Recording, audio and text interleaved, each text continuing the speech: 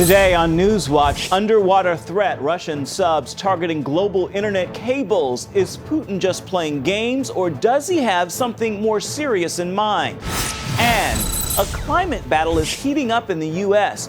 Find out why so many states are taking the Obama administration to court. Plus, a journey of hope, how churches are training members to minister to their brothers and sisters fighting cancer.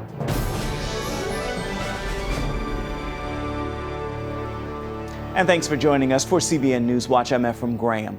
Russian submarines are snooping around some of the most important underwater cables in the world, and that's got U.S. military officials very concerned. Vladimir Putin loves pushing the envelope, and now he's threatening cables that carry most of the world's internet usage. As Caitlin Burke reports, officials worry this could be a strategic move reminiscent of Russia's Cold War tactics. Russia's growing military activity continues to increase tensions with the U.S. Now a New York Times report reveals a new cause for concern. Russian submarines are aggressively operating near the underwater cables that carry almost all global internet communications. U.S. military officials say the worst-case scenario is that the Russians would cut the cables in spots that are especially hard to access, severing instant communication for the West. As the Times points out, these cables carry the lifeblood of global electronic communications and commerce. Some financial institutions even settle transactions on them every second. And the cables transport worldwide business worth more than $10 trillion a day. They also carry more than 95% of daily communications around the world. The commander of the U.S. Navy's submarine fleet in the Pacific told the paper, "I'm worried every day about what the Russians may be doing." Military officials say the level of activity they're seeing from the Russians is comparable to what they saw in the Cold War, and they wouldn't put it past the Russians to resort back to Cold War tactics. Admiral Mark Ferguson, the commander of American naval forces in Europe, says that Russia is using a mix of conventional force, special ops missions, and new 21st century strategies.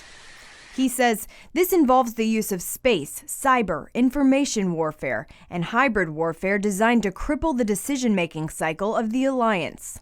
With that in mind, Pentagon officials worry the cables are the perfect covert target. According to the Times, the Department of Homeland Security lists their landing areas at the top of its list of critical infrastructure, making these undersea cables and the extremely important information they carry a potential new front in Russia's aggressive expansion of power. Caitlin Burke, CBN News. Meanwhile, the U.S. is facing new tensions with China. It's a dispute with Beijing over its attempt to take over islands in the South China Sea. China issued warnings today after an American Navy warship sailed past one of the islands. China's foreign ministry said the actions of the U.S. warship have threatened China's sovereignty and security interest, jeopardized the safety of personnel and facilities on the reefs, and damaged regional peace and stability. Navy officials say the maneuver was necessary to assert the U.S. position China cannot create man-made islands in order to claim they have sovereign rights over other disputed islands. ISIS militants in Syria have killed 3 captives by blowing them up. Activists say the terrorists tied the captives to Roman-era columns in the ancient city of Palmyra and then blew them up with explosives. A Palmyra activist says the killings took place at an archaeological site located a few miles away from the city. The identities of those killed remain unknown. ISIS captured Palmyra in May, and since then it has destroyed ancient temples and other historic items. ISIS is spreading and unleashing its terror around the Islamic world. Afghanistan's national security advisor warns that Islamic State terrorists have become a serious threat in his country. And Turkey is tackling the ISIS threat head-on, launching raids today and Monday, killing 7 suspected members of the Islamic State and capturing more than 30 more. That comes after an ISIS terrorist bombed Turkey's capital 2 weeks ago, killing 102 people. Meanwhile, Saudi Arabia is also facing a growing threat from the Islamic State. An ISIS suicide bomber targeting a Shiite mosque Monday night, killing 1 person and wounding several more. It was the 4th ISIS bombing against Saudi mosques since May. The death toll from Monday's earthquake in Pakistan and Afghanistan is now more than 300, and it's expected to rise as crews continue rescue efforts. Rescue crews are struggling to reach remote areas hit by the quake. Most of the deaths so far happened in Pakistan. The 7.5 quake injured thousands and damaged nearly 2,500 homes. Retiring House Speaker John Boehner is looking to go out on top by crafting a budget deal with the White House. He's asking House Republicans to back the plan that will keep the government running and avoid a debt crisis.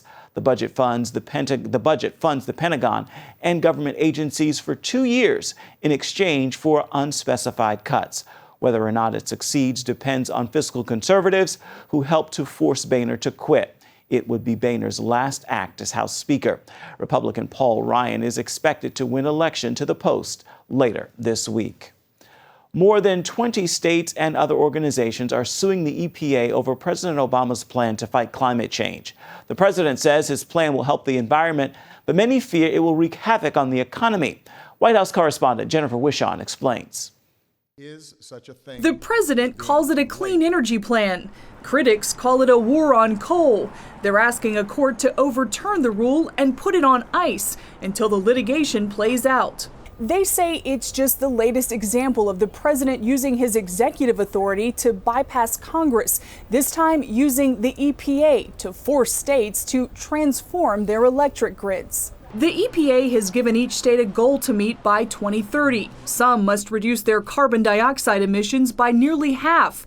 If states don't formulate plans to reach the EPA's goal, the federal government will create one for them. Luke Popovich works for the National Mining Association, one of the groups filing suit. Essentially, what this plan does is take away our most affordable sources of generating electricity, which is coal and then natural gas. Coal generates nearly 40% of the nation's power. The president wants to replace it with more renewable fuels like wind and solar, which make up about 6% of the market.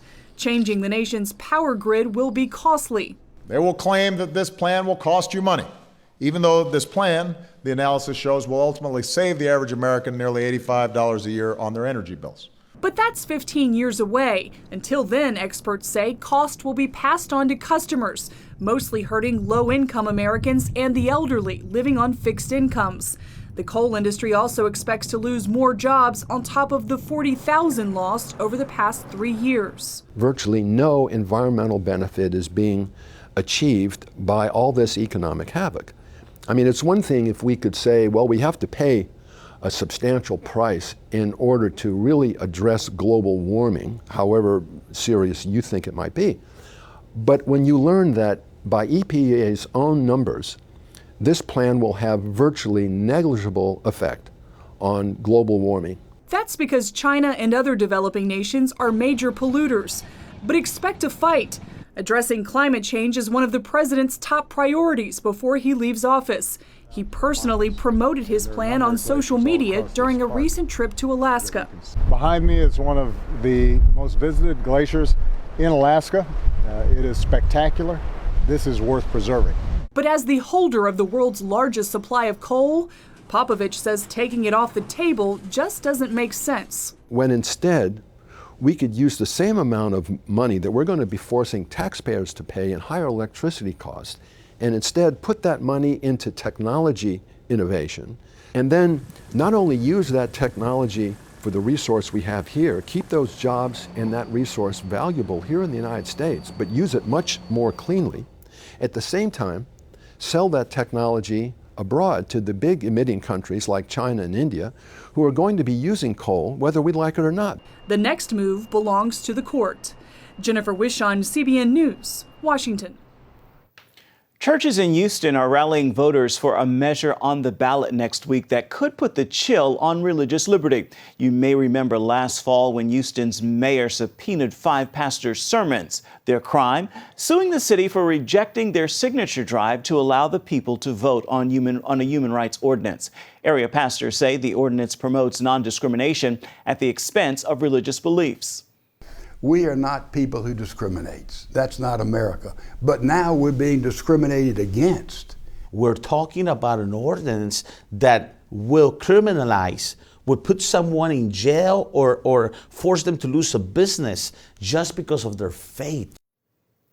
Under the ordinance, the city of Houston can criminally charge and fine Christian business owners who refuse to serve a gay wedding.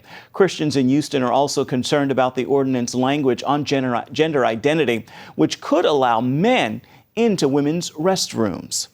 Louisiana Governor Bobby Jindal is defending his executive order protecting people who oppose same-sex marriage for religious reasons. The order forbids state agencies from discriminating against someone for acting on their beliefs that gay marriage is wrong. The ACLU is challenging the order in a state district court. Jindal has asked the judge to dismiss the lawsuit on grounds gay rights advocates cannot prove the executive order causes them harm. Processed meats are not good for you, and red meat isn't that great for you either. That is the warning from the World Health Organization. The WHO says bacon, hot dogs, and cold cuts raise the risk of stomach and colon cancer, with red meat not far behind. This puts processed meats in a similar category as smoking and asbestos. Meat industry groups are protesting the classification. And still to come, new cancer ministries at churches hear the right way to minister hope to patients fighting the deadly disease.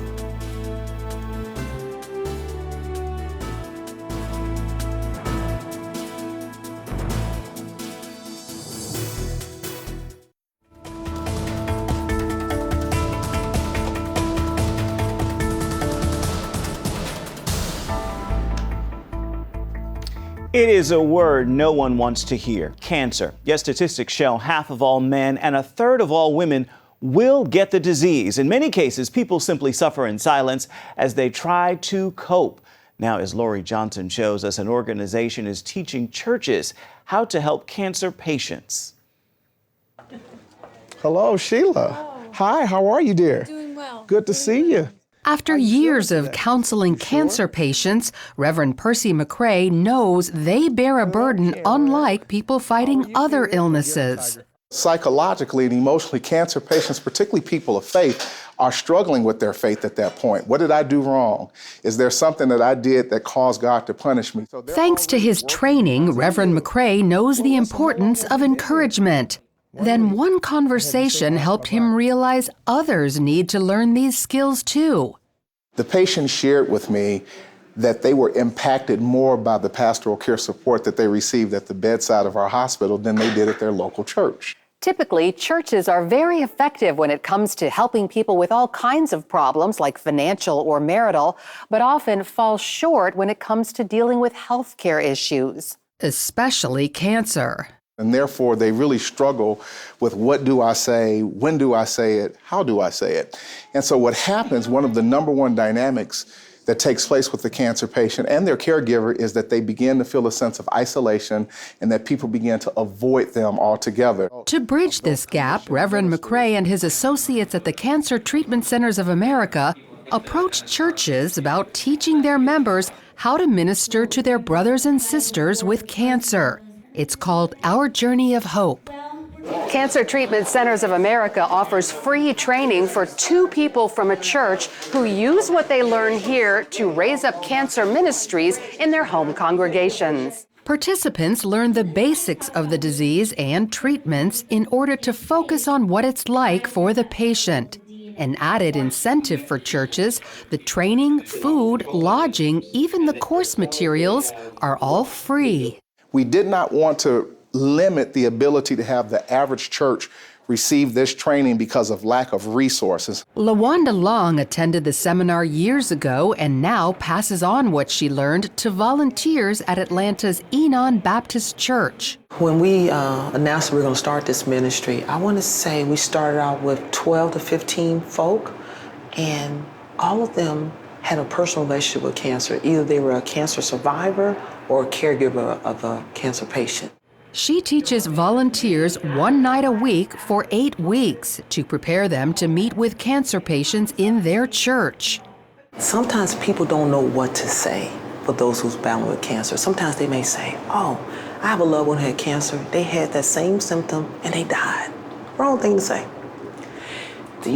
I think the main thing we're trying to train people is to have empathy, to listen, to not try to fix it, but just to be there, to realize that God is everywhere and God will have a witness in every situation. So far, the ministry's a success.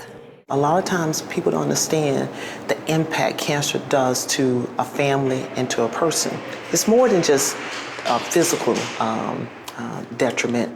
It attacks their spirit and attacks their soul. Lisa McDermott remembers suffering through 5 months of chemotherapy for breast cancer. With me, it was strictly fatigue. I just could not get off the couch, just down.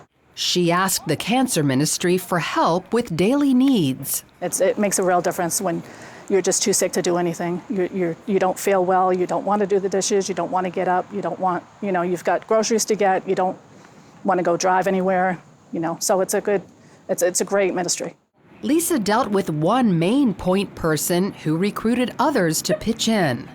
Everything makes a difference. People, phone calls, cards, letters, just to know that people are thinking about me, praying for me, caring about me. The cancer ministry made such an impression that Lisa wanted to get the training.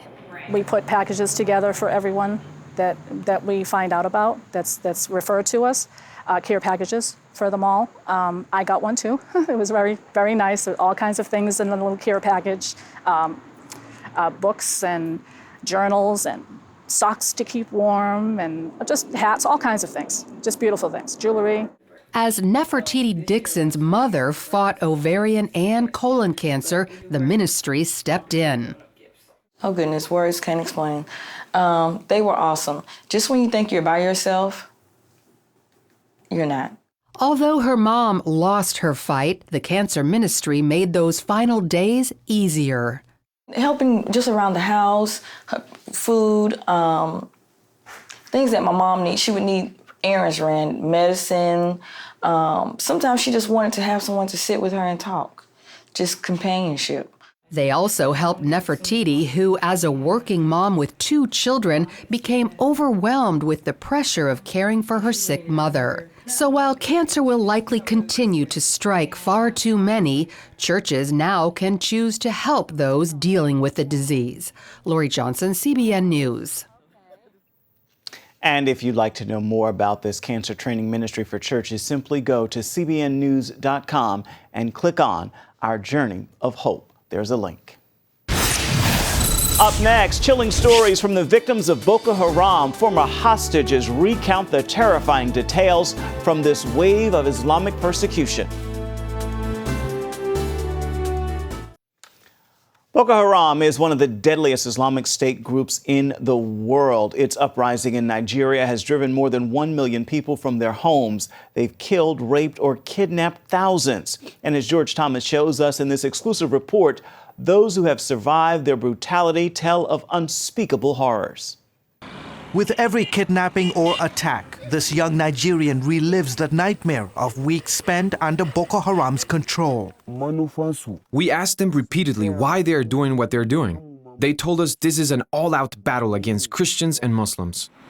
On August 22, 2014, Stephen witnessed the sheer brutality of Africa's deadliest terror group. We were working on the farm when Boko Haram attacked us. It happened in Gwoza, 550 miles from Abuja, Nigeria's capital. Hundreds of Islamic fighters stormed Stephen's town. It was well coordinated. They attacked in huge numbers, going from house to house, stealing, destroying, then capturing men, women, and children. This is video of the assault put on YouTube by Boko Haram. They attacked Gwoza because it is predominantly a Christian town.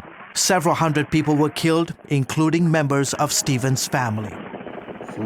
I saw them kill my father and brother. After the killings, they took 11 of us hostage.